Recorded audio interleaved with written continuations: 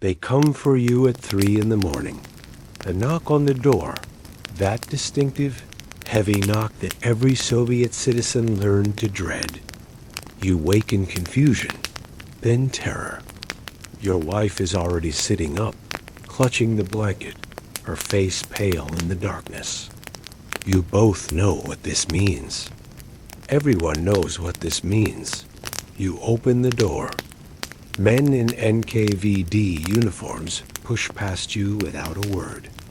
They begin searching your apartment, pulling books from shelves, emptying drawers, looking for evidence of crimes you don't know you've committed. Your wife is crying silently. Your children, awakened by the noise, stand in the doorway of their room, too frightened to speak. "Get dressed," one of the men says. "You're coming with us?" You're not told why. You're not allowed to say goodbye properly. You're not given time to pack more than the clothes on your back. Within 20 minutes of that knock, you're in the back of a black car, driving through empty streets toward a future you cannot imagine. Welcome to the Gulag. Before we go any further, I need you to do something for me. If you're new to this channel, hit that subscribe button and tap the bell icon so you never miss another journey into historical darkness. And if you're already subscribed, you know the drill. Leave a like on this video. Leave a comment telling me where you're listening from. It helps more than you know.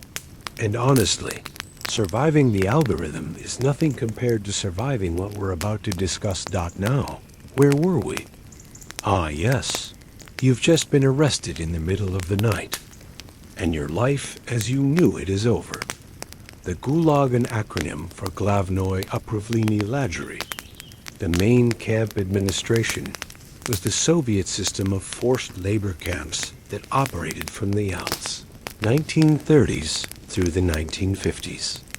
At its peak, it comprised hundreds of camps scattered across the Soviet Union. From the forests of Siberia to the frozen tundra beyond the Arctic Circle, from the deserts of Kazakhstan to the far eastern coast facing Alaska. Between 15 and 18 million people passed through the Gulag system. At least 1.5 million died in the camps. Millions more died during transport, during interrogation, or shortly after release, their bodies broken by years of starvation and hard labor. The true numbers will never be known. The Soviet state was meticulous about some records and deliberately vague about others. The Gulag was not primarily a system of punishment. It was a system of exploitation. The Soviet state needed labor to mine gold, to cut timber, to build railroads, to dig canals, and it found that labor in the bodies of its own citizens. Prisoners were not people. They were resources to be used until they were used up, then discarded and replaced. Over the next few hours, we're going to explore what life was like inside this system. The arrests, the interrogations, the transport, the camps themselves, the work, the cold, the hunger, the ways people survived, and the many more ways they died. This is a story of industrial-scale human suffering, and it deserves to be remembered. This is the brutal reality of life in a Soviet Gulag. Get comfortable. The train is waiting. The arrests almost always came at night.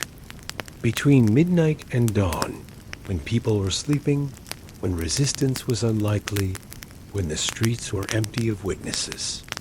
The NKVD, the People's Commissariat for Internal Affairs.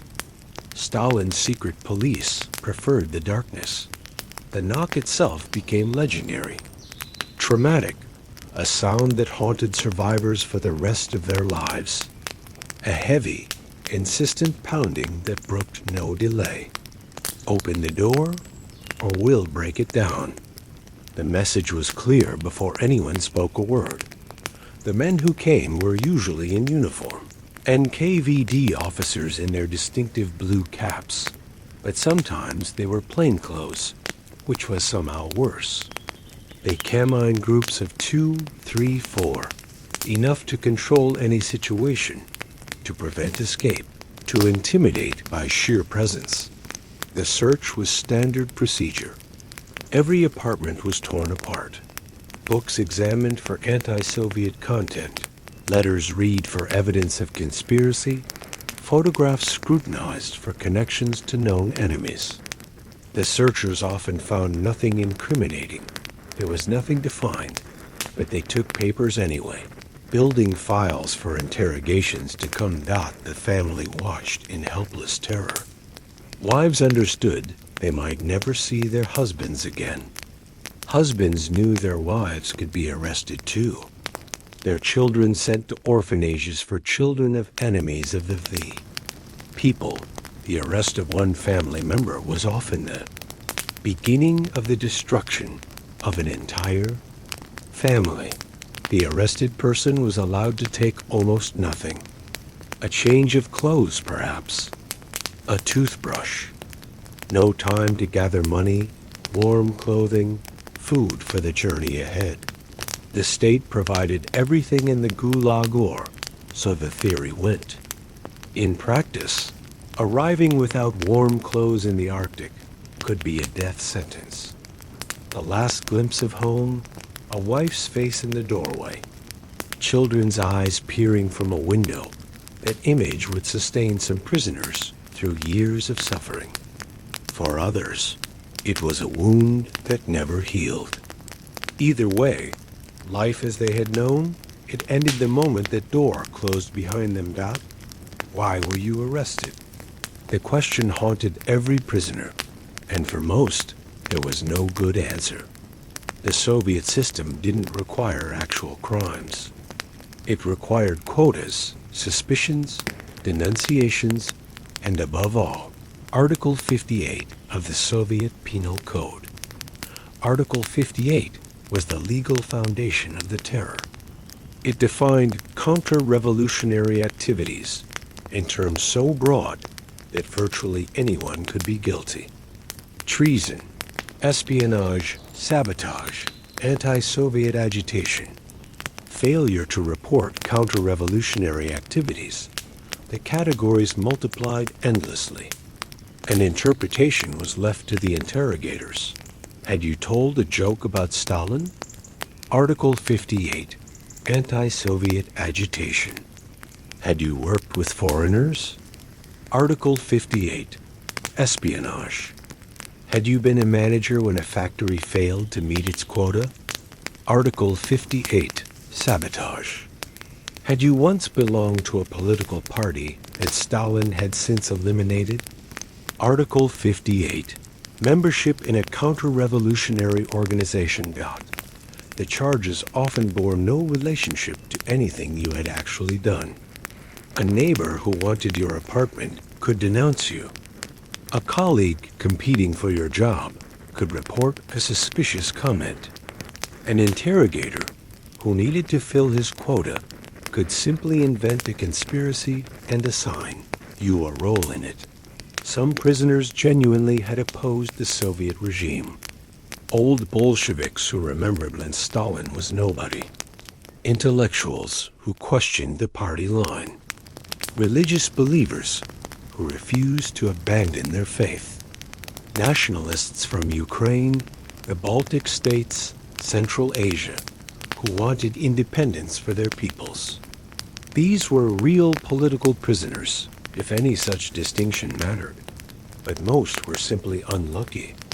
They were arrested in sweeps that targeted entire categories. Former kulaks, former nobles, former priests, former anything that suggested the wrong class background. They were arrested because they knew someone who had been arrested, and the NKVD assumed that conspiracies spread through social networks. They were arrested because the camps needed labor, and someone had to fill the trains. If you're enjoying this descent into Soviet darkness, take a moment to hit that like button. It really helps the channel grow, and I promise the interrogation chambers are only beginning. The Lubyanka was the NKVD headquarters in Moscow, a yellow brick building that had once housed an insurance company. Its basement contained prison. Cells and interrogation rooms were confessions, were extracted through methods refined over years of practice. The goal of an interrogation was not to determine guilt. Guilt was assumed from the moment of arrest. The goal was to obtain a signed confession that could be presented at trial, providing the legal fiction that due process had been observed. The confession would detail your crimes, name your co-conspirators, and demonstrate your repentance. It would all be lies, but it would be properly documented lies. The interrogators had many tools. Sleep deprivation was standard. Prisoners were questioned for days without rest, their minds fragmenting from exhaustion until they would sign anything. The conveyor system rotated interrogators in shifts, while the prisoner remained continuously under questioning, sometimes for weeks. Physical torture was officially discouraged, but widely practiced. Beatings, stress positions, extremes of heat and cold. The standing cell, too small to sit or lie down, where prisoners stood for days until their legs swelled and burst. The sweat box, an overheated closet. Water torture, electric shock, crushing of fingers. Psychological methods could be equally effective. Threats against family members signed, or will arrest your wife, your children. False evidence that friends had already confessed and named you. Mock executions, where prisoners were led to believe they were about to die, then returned to their cells. Most prisoners eventually signed. The human mind and body have limits, and the interrogators were skilled at finding them. The confession might be nonsense admissions to spying for countries you'd never visited, participation in plots that never existed, but it would be signed, and that was what mattered. After interrogation came sentencing, usually a brief, perfunctory proceeding before a troika, a three-person panel that could convict and sentence without meaningful defense or appeal. Then transport, the long journey to the camps that killed many prisoners before they ever arrived. The Stolypin car was a converted railway carriage, named with bitter irony after a pre-revolutionary reformer. It was divided into compartments, each designed for a few passengers, but crammed with dozens. Prisoners sat or stood, packed so tightly, fat movement was impossible, breathing each other's air, sharing each other's diseases. The journey could last weeks. From Moscow to Vladivostok was over 9,000 kilometers by rail. From Leningrad to Magadan on the Pacific coast was even further, requiring rail transport followed by ship transport through icy seas. The trains moved slowly, stopped often, sometimes sat on sidings for days while other traffic passed. Food was minimal and water scarce. Prisoners received a small bread ration and occasionally watery soup. Water was distributed rarely, and thirst became as great a torment as hunger. The buckets that served as toilets overflowed. The stench in the packed compartments was overwhelming. Disease spread rapidly. Typhus, dysentery, pneumonia swept through the transports. Prisoners who had been relatively healthy at departure arrived at the camps as walking skeletons. Already half dead began their sentences. Some didn't make it at all. Bodies were removed at stations along the way, buried in unmarked graves beside the tracks. The guards treated their cargo with indifference at best, cruelty at worst. Complaints brought beatings. Requests for medical attention were ignored. The prisoners were not quite human to their guards. They were cargo, units to be delivered, and if some units arrived damaged or dead, that was an acceptable loss. The train stopped in the middle of nowhere. This was the end of the line. Literally, the tracks went no further. Beyond lay wilderness, frozen tundra, endless white under an enormous sky. The prisoners stumbled out of the carriages, blinking in the harsh light, trying to comprehend where they were. This might be Vorkuta, above the Arctic Circle, where coal mines burrowed into frozen earth. It might be Kolyma, in the far northeast, where gold was extracted at the cost of countless lives. It might be one of hundreds of other camps scattered across the Soviet Union's vast, empty spaces, places with names like Norilsk, Magadan, Perm, names that became synonymous with suffering. The cold hit first. Even in summer, these regions were chilly. In winter, temperatures dropped to -40, -50 degrees Celsius. The new arrivals, many of them from Moscow or Leningrad, had never experienced such cold. It was a physical force, a constant assault on the body, an enemy that would never relent. The landscape was alien. Those sent to the Arctic saw frozen tundra stretching to the horizon, treeless, featureless, offering no shelter and no hope of escape.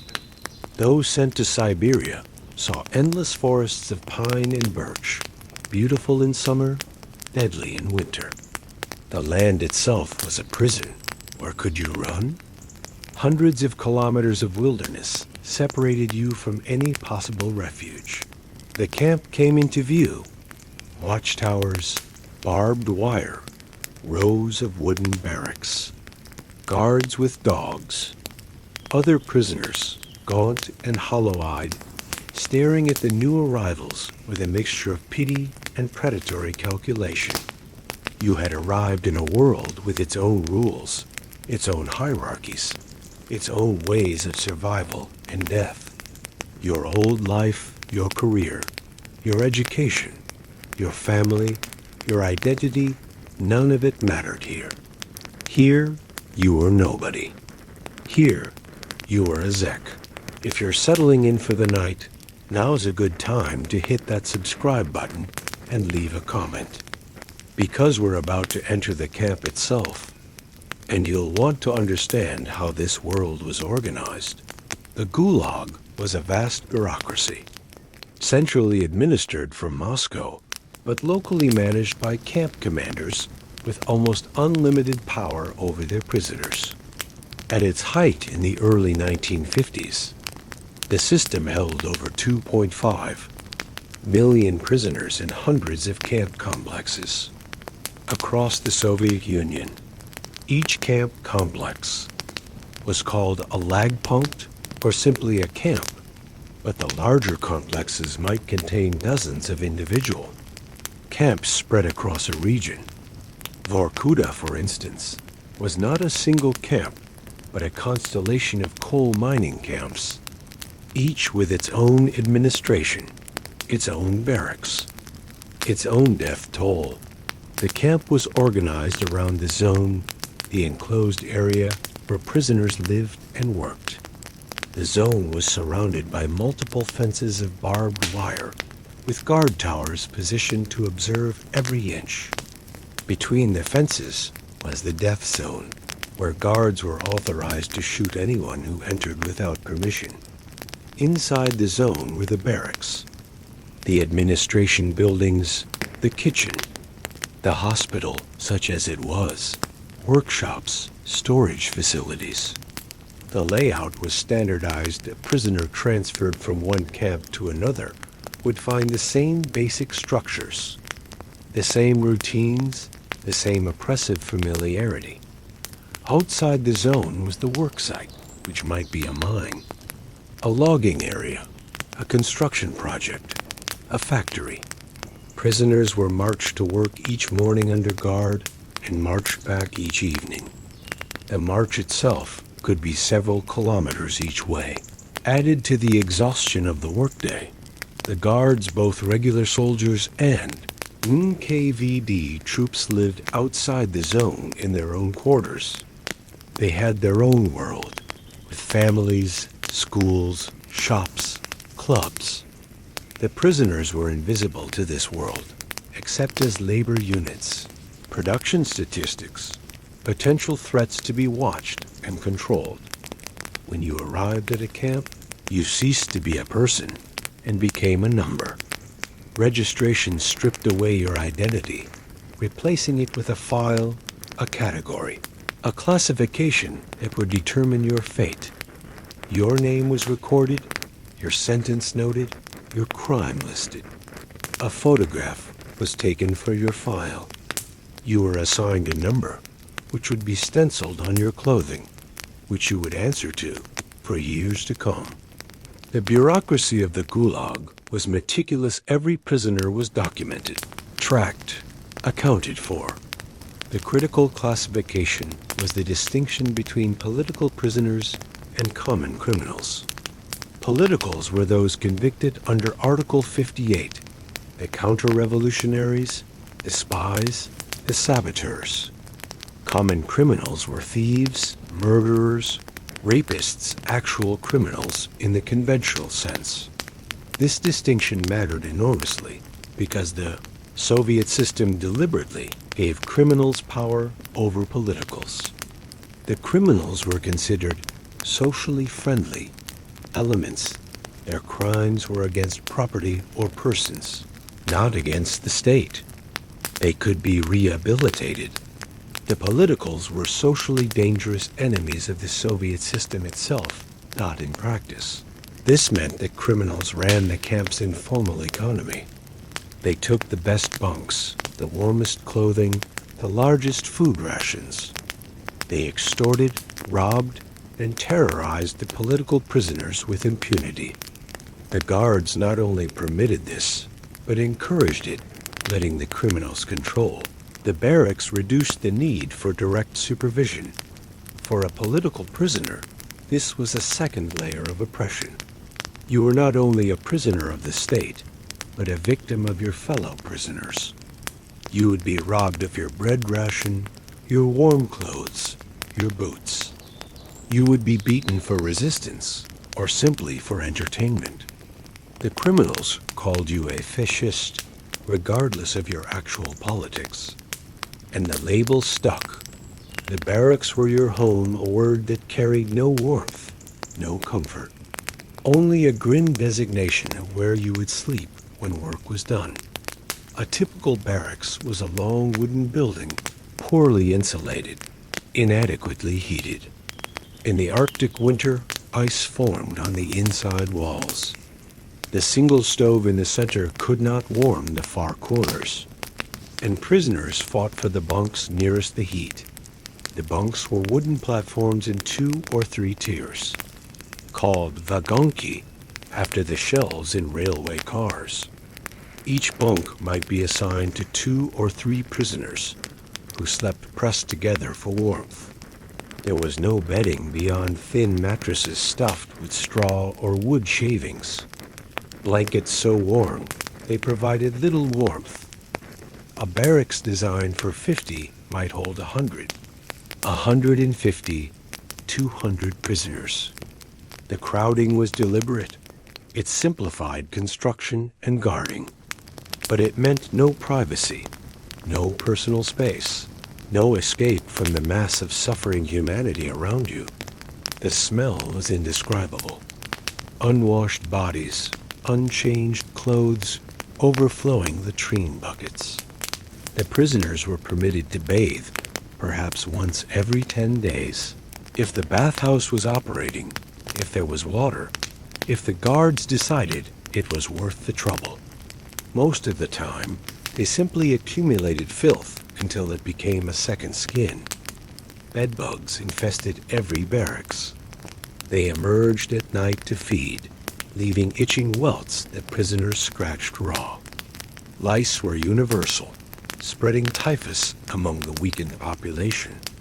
The parasites were as constant as the cold, as impossible to escape. Sleep was precious, and elusive. The exhausted bodies demanded rest, but the crowding, the cold, the vermin, the coughing and moaning of sick prisoners, the snoring and crying out of nightmares, all conspired against sleep. You learned to sleep anyway, because without sleep, you couldn't work, and without work, you couldn't eat, and without eating, you would die. Work defined existence in the Gulag. You were not there to be punished, to be reformed, to be rehabilitated. You were there to work. The state needed coal, gold, timber, construction. You would provide it, or you would die. Each prisoner was assigned a work quota the norma. For a miner, this might be tons of ore per shift. For a logger, cubic meters of timber. For a construction worker, specific tasks completed. The quota was calculated by bureaucrats in Moscow who had never wielded a pick or an axe. Set at levels that assumed healthy workers, adequate tools, reasonable conditions. None of these assumptions held in the Gulag. The workers were malnourished and sick. The tools were worn out and scarce. The conditions bitter cold, inadequate clothing, exhaustion made efficient work impossible. But the quota remained, and everything depended on meeting it. Your food ration was tied to your quota fulfillment. Meet your quota, and you received the full ration, still barely enough to sustain hard labor, but survivable. Achieve 50% of quota, and you received half rations. Fall below that, and you received the punishment ration, a starvation diet that would kill you within weeks. The system was designed to extract maximum labor while minimizing food expenditure. Those who could work received enough to keep working. Those who couldn't were allowed to starve, clearing space for new arrivals. It was industrial logic applied to human beings. Optimize the output, minimize the input, discard the machines when they broke. Prisoners learned to game the system where possible, falsifying quota reports, bribing work supervisors, forming work teams that carried weaker members. But the fundamental mathematics were inescapable. The work would break your body, and the food would never quite repair it. Day by day, you depleted yourself, working toward a death that might come quickly or slowly, but would come. If you're still with me in this frozen hell, take a moment to hit subscribe. Your support helps me create more historical deep dives for your bedtime listening. And speaking of hell, let's talk about Kolyma. Kolyma was the most deadly region of the Gulag, a place so remote and so lethal they became synonymous with death. Located in the far northeast of the Soviet Union, accessible only by ship through the Pacific, Kolyma was called the Land of White Death, a pole of cold and cruelty, the place from which no one returned. The Kolyma region was rich in gold, and Stalin wanted that gold for industrialization and to purchase technology from the West. The Dalstroy organization was established to extract it, using prisoner labor on a massive scale. At its height, Dalstroy controlled a territory the size of Western Europe, with hundreds of thousands of prisoners working its mines.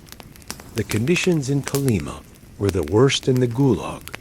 Winter temperatures regularly reached minus 50 degrees Celsius, sometimes minus 60. At those temperatures, exposed flesh freezes in minutes. Metal tools stuck to bare hands, tearing skin. Spit froze before it hit the ground. Breathing felt like inhaling knives. The gold was extracted through primitive methods: picks and shovels, wheelbarrows and carts. Prisoners worked 12-hour shifts, digging frozen earth, panning icy streams, processing ore in crude facilities. The gold quota was merciless, and the punishment for failing It was death by starvation. The death rate in Kolyma was staggering. In some camps, during some periods, more than a third of the prisoners died each year.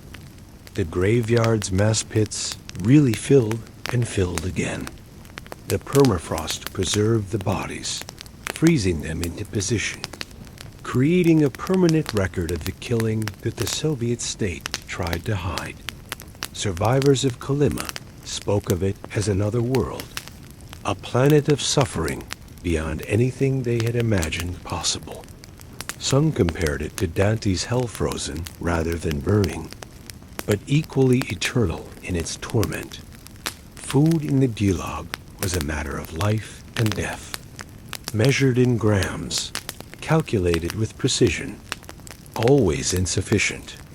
The ration was the center of existence, the daily drama around which everything revolved. The basic ration for a working prisoner consisted of bread and soup. The bread was black, heavy, often mixed with sawdust or other fillers to stretch the flour. The standard ration was around 400 to 800 grams per day, depending on quota fulfillment. The punishment ration was 300 grams, barely enough to sustain life without labor.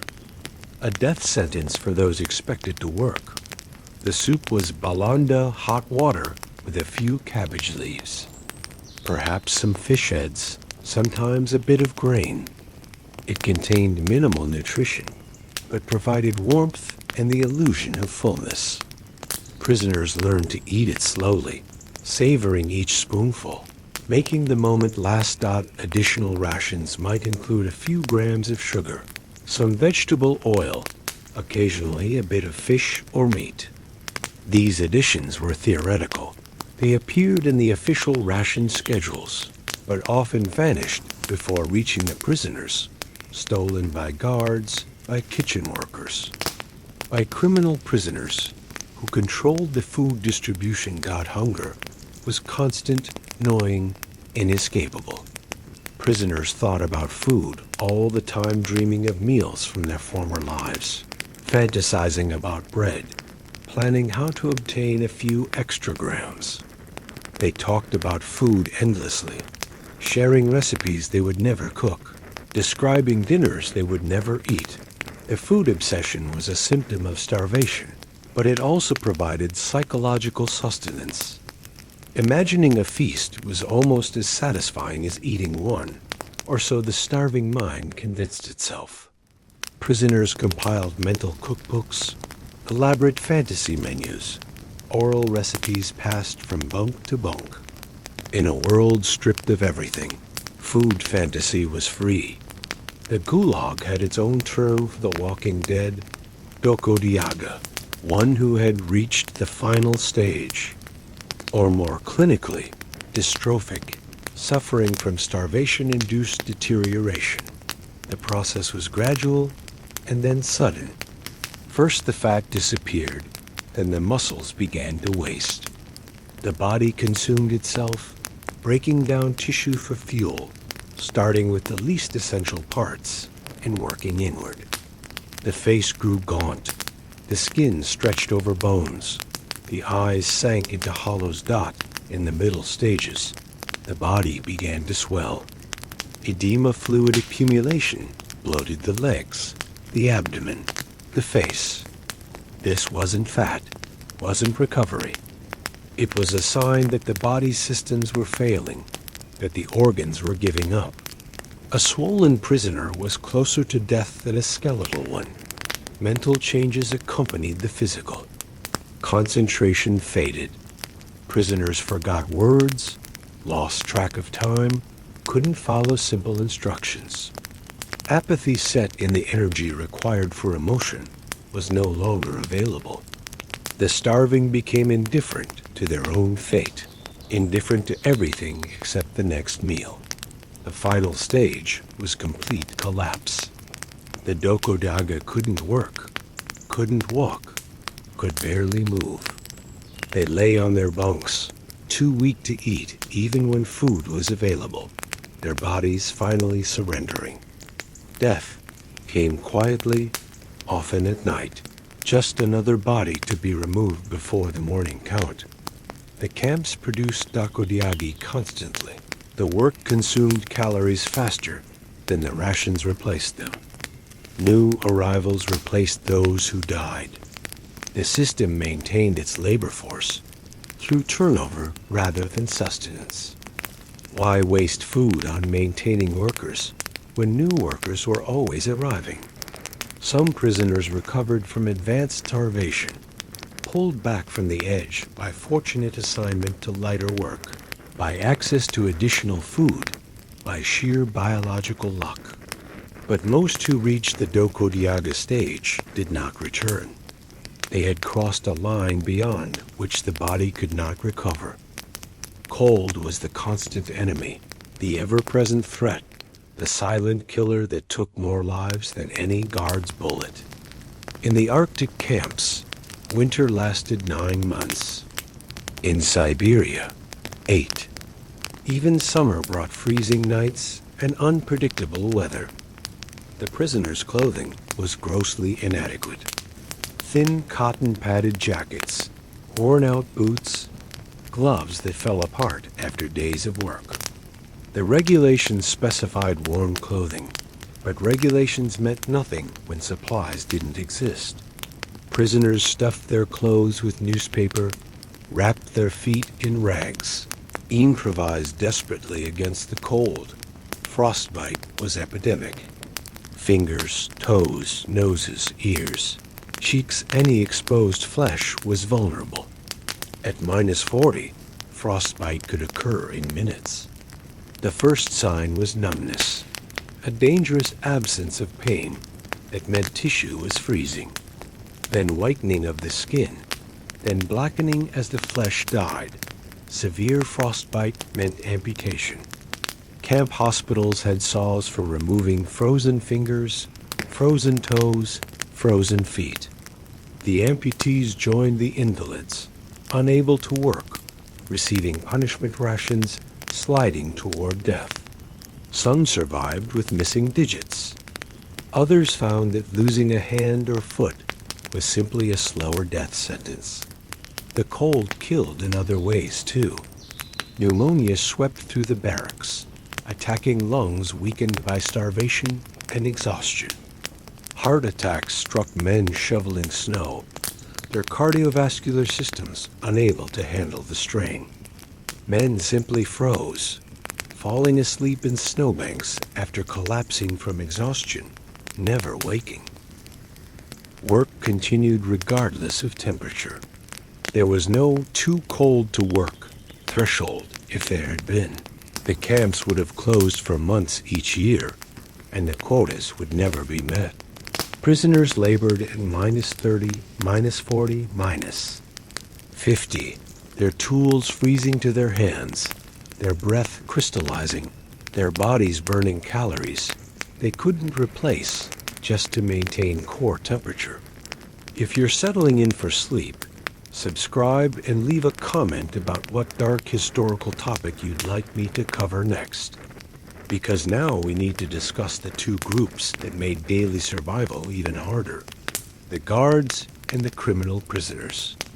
The guard soldiers of the NKVD convoy troops and camp administration occupied the zone's perimeter, watching from towers, patrolling with dogs, maintaining the barrier between the prisoners and the outside world.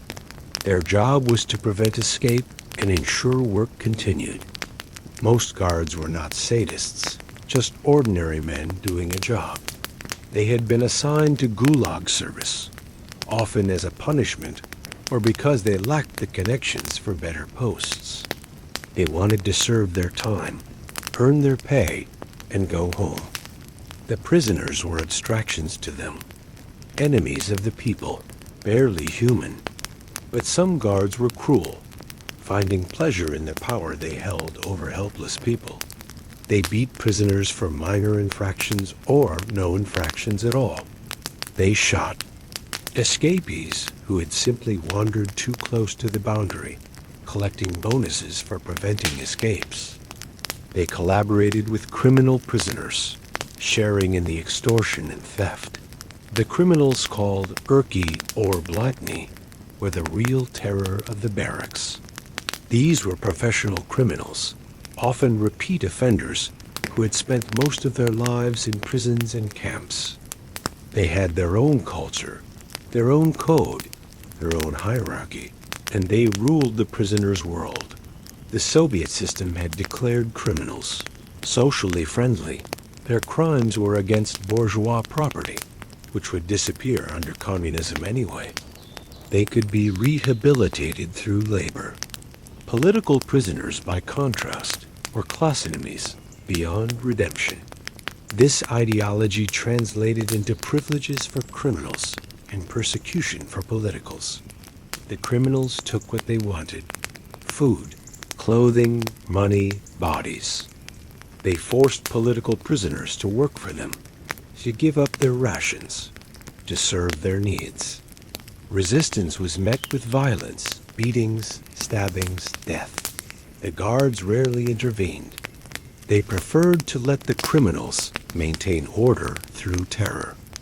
Women constituted a minority of Gulag prisoners, roughly 10 to 15% of the population, but they suffered in ways both similar and unique to the men.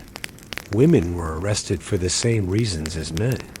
Article 58, counter-revolutionary activity, being related to someone already arrested.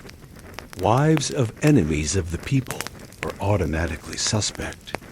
Many were arrested simply for being married to the wrong man. The crime of failure to denounce meant that a wife who didn't report her husband's suspicious activities was herself guilty. The transport, the interrogation, the camp's women experienced all of it. They performed the same hard labor as men: mining, logging, construction, digging. The quotas were sometimes adjusted for female capacity, but not by much. Women worked until they dropped, same as men. Sexual violence was endemic. Guards raped prisoners with impunity. Criminal prisoners considered political women fair game. Camp officials took camp wives, women who exchanged sexual services for protection and better conditions. Some women chose this path deliberately. Others were forced into it. The line between choice and coercion was meaningless in a world without real choices. Pregnancy was common, wanted or not. Children born in the camps were separated from their mothers, sent to camp nurseries where many died from neglect and disease. Mothers might see their children occasionally, might never see them again. The children who survived might be released at age 2 to relatives, or might grow up in state orphanages, never knowing their parents. Some women found solidarity with each other, forming bonds of mutual support that helped them survive. Others turned predatory, exploiting weaker prisoners for advantage. The same range of human behavior existed among women as among men saints, and sinners, survivors and victims, heroes and collaborators. The camp hospital was called the lazaret, or medical station, and it was where prisoners went to die. It was supposed to heal them, return them to work, but in practice it was a warehouse for the broken. A waiting room for death. Medical care in the Gulag was minimal. There were doctors, often prisoners themselves.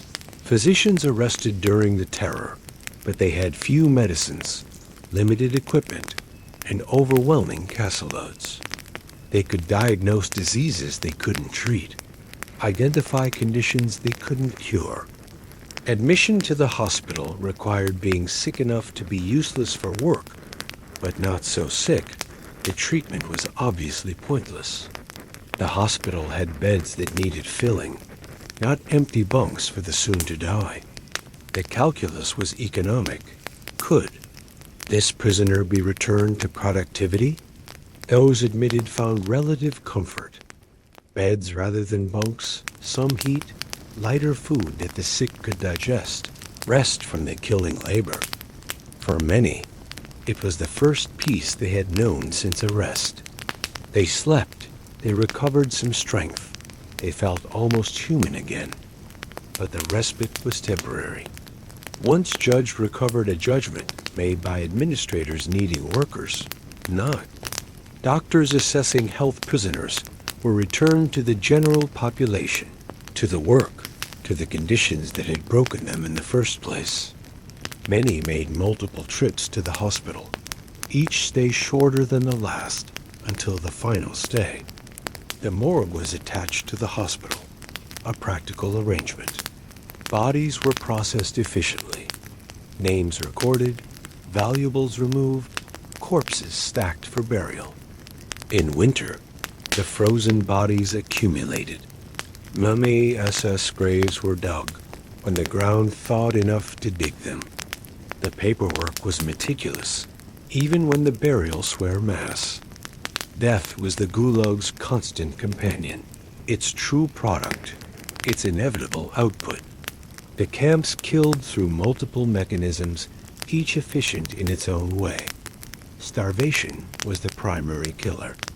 The caloric deficit built inexorably, day after day, as the work consumed more energy than the rations provided. The body failed in predictable stages: weakness, wasting, edema, collapse, death. It was slow murder, deniable murder, murder by mathematics rather than violence. Cold killed quickly what starvation killed slowly. Frostbite led to infection, to amputation, to death. Hypothermia took those who couldn't keep moving, who fell in the snow and lacked the strength to rise. Pneumonia harvested lungs, weakened by malnutrition and overwork. Winter was the killing season, but cold killed year-round in the Arctic camps. Accidents claimed many lives. Mining was dangerous everywhere. In the Gulag, with its worn-out equipment, untrained workers, and impossible quotas, it was lethal. Cave-ins buried men alive. Falling trees crushed loggers. Construction accidents killed builders. The death toll from industrial accidents was enormous, and largely unrecorded. Violence killed selectively. Criminal prisoners murdered political prisoners for sport, for goods, for dominance. Guards shot escapees and troublemakers. The NKVD executed prisoners whose sentences included the ultimate penalty, or who had been marked for death during periodic cleansing operations. Disease killed opportunistically. Typhus, tuberculosis, dysentery, scurvy. The camps were perfect environments for epidemic disease. Weakened immune systems couldn't fight off infections that healthy bodies would easily resist. Hospital care, such as it was, couldn't keep pace with the sick and dying, and some simply gave up. They stopped eating, stopped working, stopped moving. They had decided to die, and no intervention could reach them. The will to live, unsee extinguished, could not be rekindled. These deaths were classified as illness, but they were something closer to surrender. The dead had to go somewhere. In the Gulag, that somewhere was mass graves, trenches dug in the frozen earth, filled with bodies stacked like cordwood, covered over and forgotten. The grave-digging details worked year-round, but especially in summer, when the ground was soft enough to dig. In winter, corpses accumulated in sheds and morgues, frozen solid, waiting for the brief thaw that would allow burial. The backlog could be enormous hundreds of bodies waiting for interment. The graves were unmarked. No headstones, no names, no records of individual burial locations. The bodies went into the ground with numbers, not names. Often even the numbers were lost. Families searching for lost loved ones decades later would find nothing, no graves to visit, no remains to recover, no closure. In Kolyma, the permafrost became an accidental preservative. Bodies buried in the frozen ground remained frozen, preserved in the positions of death, their features recognizable decades later. When modern researchers excavated Gulag burial sites, they found prisoners who looked as if they had died yesterday, their suffering frozen in time. The Soviet state kept no accurate count of the dead.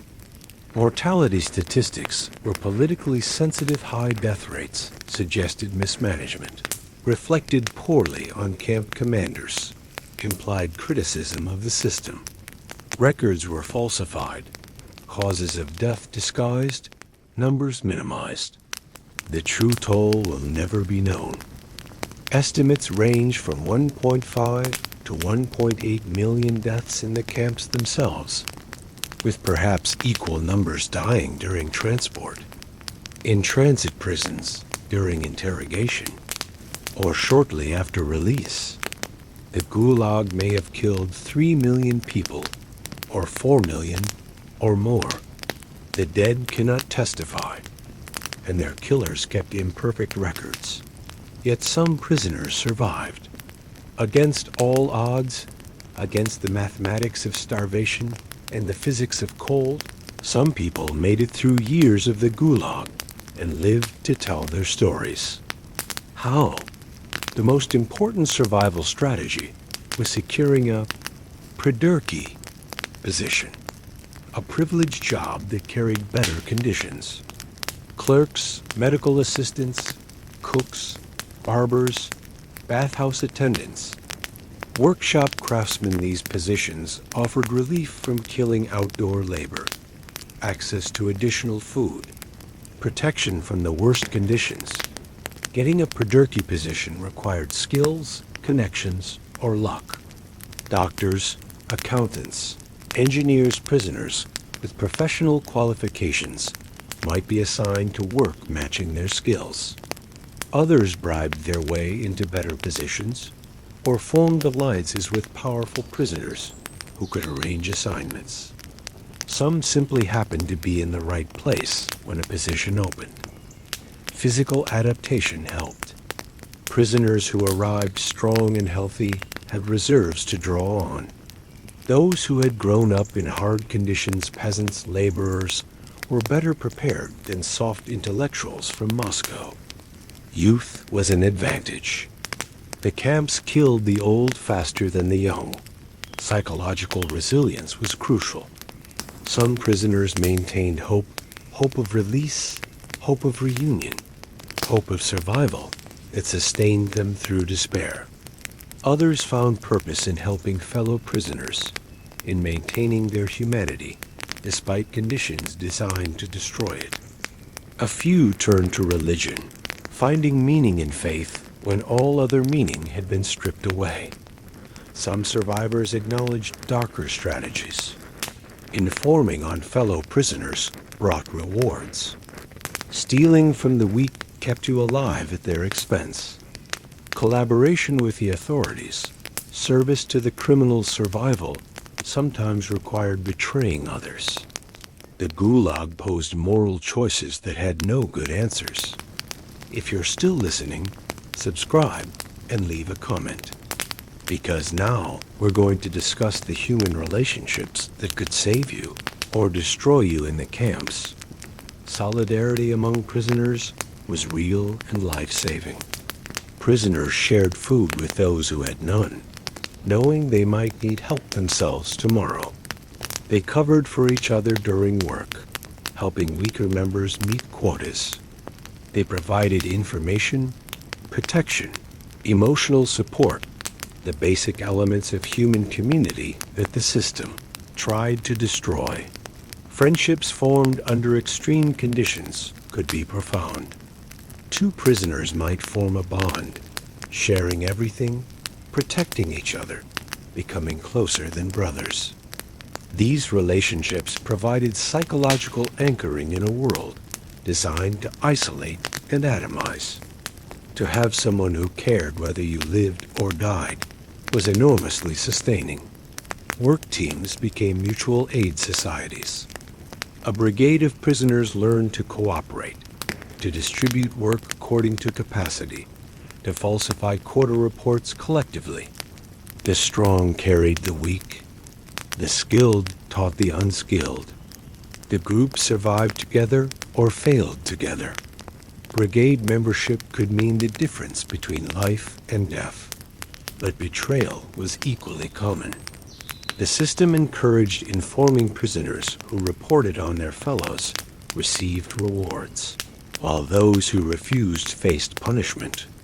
Quotas for denunciations had to be filled, just like work quotas. Even friends might betray each other, broken by pressure or tempted by promises. The authorities deliberately cultivated distrust. They spread rumors that specific prisoners were informers, whether true or not.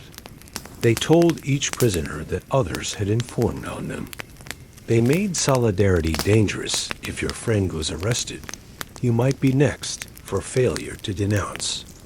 Trust became a risk, and many prisoners withdrew into isolation. Trusting no one. Communication with the outside world was theoretically permitted, but practically impossible. The Gulag was designed to isolate its prisoners completely, to sever all ties with former lives, to make them disappear, not just physically, but socially. Prisoners were allowed to write letters, but the letters were censored. Any complaint, any description of conditions, any hint of the truth would result in confiscation and punishment. The letters that passed censorship said nothing. I am well. I am working. I hope you are well. They might as well have been form letters. Receiving letters was even harder. Mail had to find the prisoner through a system that moved people frequently, that didn't share forwarding information, that had no interest in facilitating communication. Letters arrived months late or not at all. Prisoners might not learn of births, deaths, marriages in their families until years later, if ever. Many families didn't know where their arrested relatives were. The state provided no information.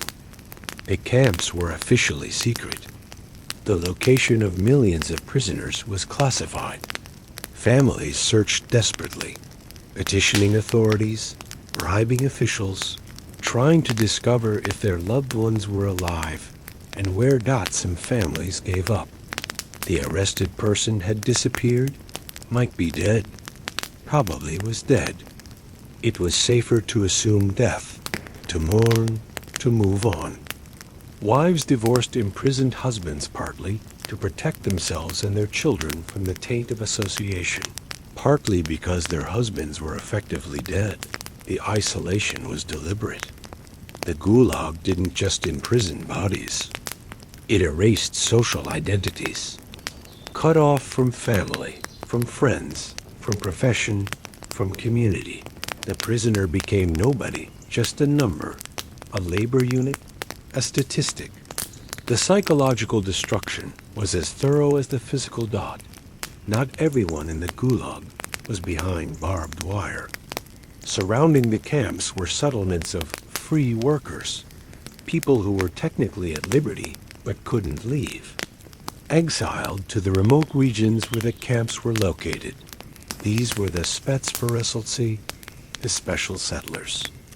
They included peasants deported during collectivization, ethnic minorities relocated en masse, former prisoners whose sentences had expired, but who were forbidden to return home.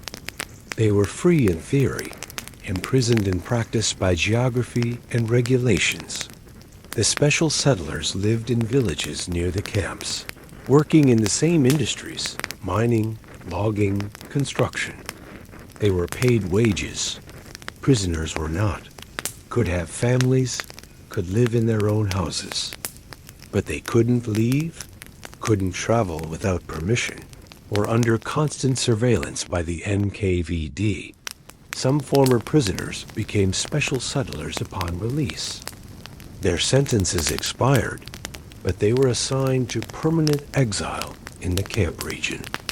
They moved from the zone to a nearby village, from prisoner status to settler status, still trapped in the same frozen wilderness, still working the same jobs, just with slightly more freedom. The free workers and the prisoners existed in parallel worlds. They worked the same sites, sometimes side by side. The prisoners envied the settlers' relative freedom. The settlers feared becoming prisoners. The boundary between them was permeable. A settler could be arrested and become a prisoner. A prisoner could be released and become a settler. For the Soviet economy, this was efficient. The camps extracted labor from prisoners. The surrounding settlements provided support services, skilled workers, administrative staff. A complete community grew up around each major camp complex, dependent on prison labor, integrated into the Gulag system. Sentences in the Gulag ranged from 5 years to 25 years to life. For those who survived, release eventually came, but it was rarely an ending to their ordeal. The release process was bureaucratic and indifferent. Your sentence expired. Your file was updated. You were given release papers and some money for travel. No rehabilitation, no acknowledgement of innocence, no apology. You were simply no longer a prisoner. You are now a former prisoner, which carried its own stigma. Travel home was the first obstacle. The camps were in remote areas, far from cities, far from transportation. Former prisoners might have to walk hundreds of kilometers to reach a railway station, might wait weeks for transport, might not have money for tickets. Some died during the journey home, their weakened bodies unable to survive that final effort. Home was often not home anymore. Families had dispersed, divorced, died. Apartments had been confiscated, reassigned to other families. Jobs were gone, professions forbidden to former prisoners. The world had moved on without you. There was no place waiting for your return. The stigma of imprisonment followed you.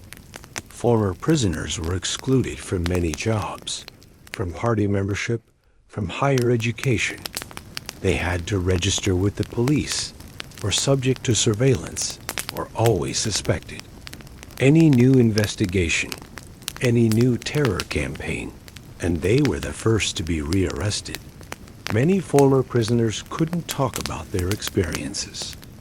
The trauma was too great, the memories too painful, and discussing the camps was politically dangerous. They returned to silence, carrying their suffering inside, unable to process or share what they had endured. The Gulag had released their bodies, but kept their souls. Stalin died on March 5, 1953. For the prisoners of the Gulag, the news spread slowly: rumors, then confirmation, then a strange, uncertain hope. The tyrant was dead. Would anything change? Change came, though slowly and incompletely. Stalin's successors recognized that the Gulag system was economically inefficient, politically dangerous, and morally indefensible, though they didn't put it quite that way. They began releasing prisoners, first in trickles, then in floods. Nikita Khrushchev, who emerged as the new leader, gave a secret speech in 1956 denouncing Stalin's crimes. The speech was never officially published in the Soviet Union, but its contents leaked, shocking a nation that had worshipped Stalin for decades. The cult of personality was condemned. The terror was acknowledged. Rehabilitation of victims began. Millions of prisoners were released during the 1950s. Many were officially rehabilitated, declared innocent. their records expunged, their convictions of murder. This was cold comfort for those who had lost decades to the camps, who had watched friends die, who would never recover their health. But it was something. The camps didn't close entirely. The Gulag system was dismantled, but a reduced prison camp system continued. Political prisoners were still held, though in smaller numbers. Dissidents in the 1960s, 70s, and 80s were sent to camps that were direct descendants of the Gulag. The system had shrunk, but it hadn't disappeared. The truth about the Gulag remained suppressed in the Soviet Union. Solzhenitsyn's One Day in the Life of Ivan Denisovich was published in 1962, the first sanctioned literary account of the camps, but it was a brief thaw.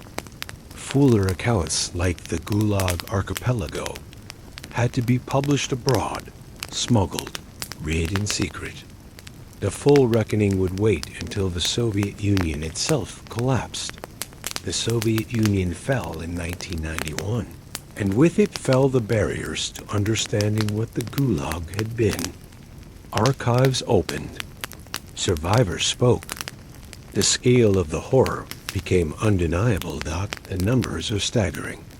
Between 1930 and 1953, approximately 18 million people passed through the Gulag system.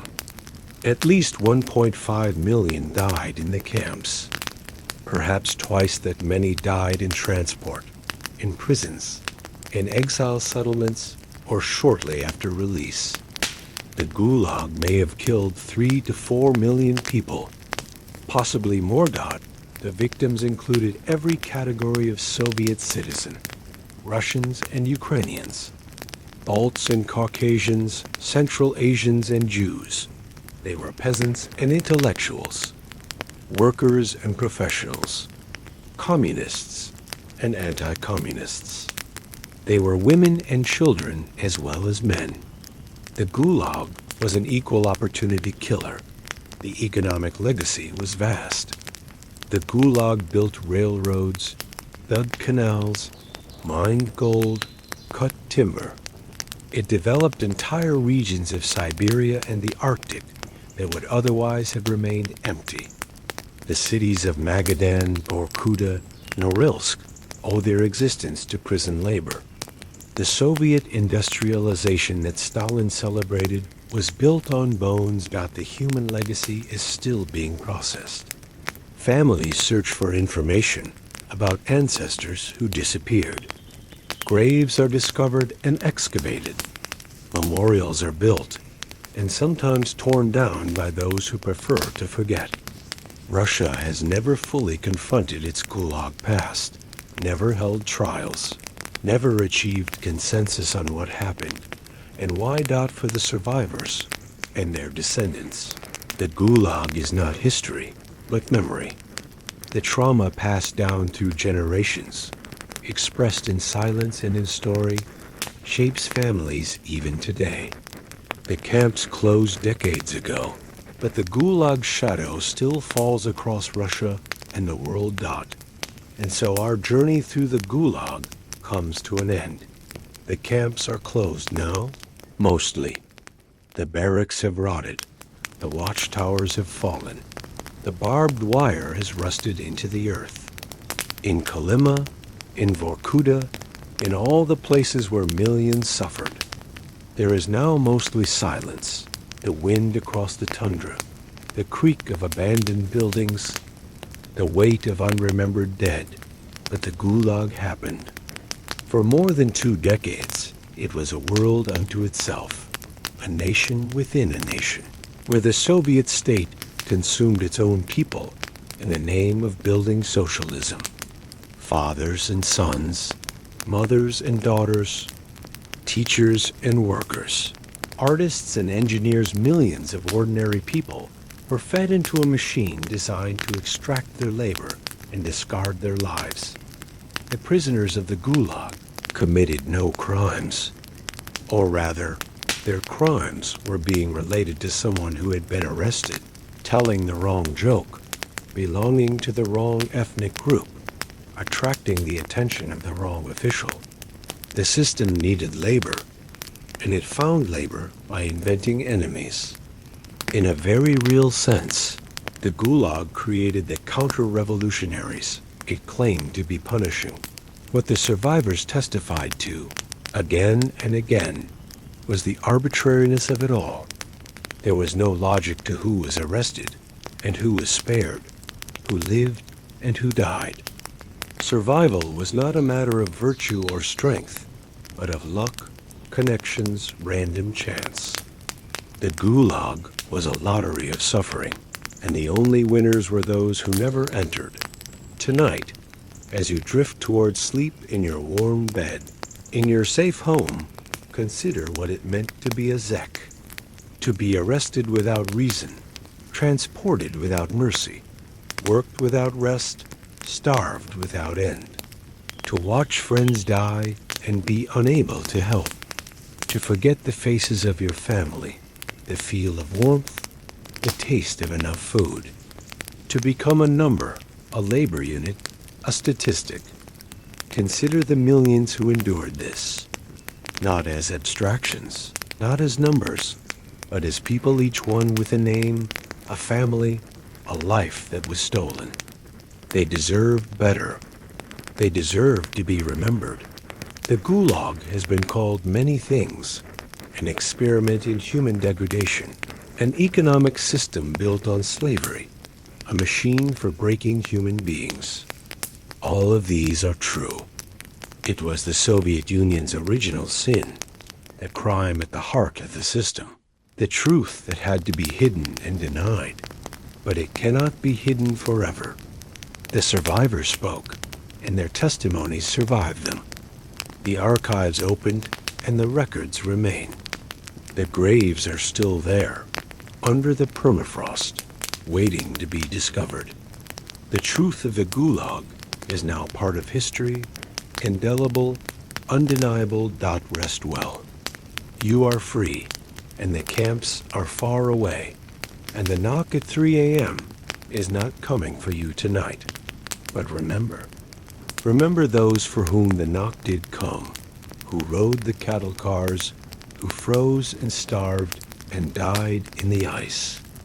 Remember that this happened, not in ancient times, but within living memory, not in some distant land, but in a modern state that believed it was building utopia. Remember, it's the least we owe them.